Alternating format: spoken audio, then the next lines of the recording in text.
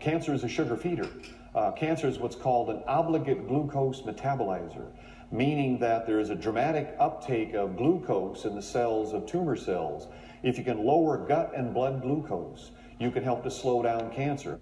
Normal cells go through what we call oxidative phosphorylation, which means you take oxygen, you take sugar, and you make 32 molecules of this ATP, which is our energy currency, right? You said oxidative phosphorylation. Oxidative phosphorylation, okay. Right? So we take oxygen, and through this process we add a phosphorus to this ATP, and that's our energy currency, right? That's how we move about.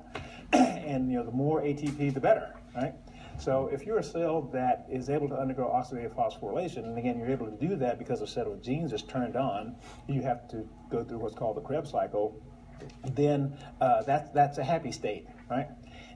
If you have to move to this anaerobic, what we call anaerobic metabolism, for every molecule of glucose, you can't get 32 ATP anymore. You can only get 2 molecules of ATP, right? Right. And anaerobic means? Anaerobic means you don't have to have oxygen. Okay. Right? That means that I can survive without oxygen, right? Which makes me able to survive in a more toxic environment, but it makes my energy level a lot more restricted.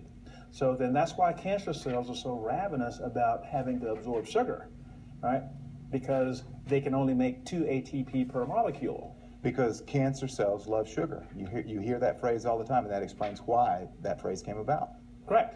One of the tests that we use to diagnose cancer is a PET scan. So with a PET scan, we take radiated sugar, right, and we inject it in you. Because cancer cells take up sugar so much more efficiently than normal cells, they will take up that radiated sugar, and then we're able to see on the CAT scan where the sugar is, which that tells us where the cancer is, right?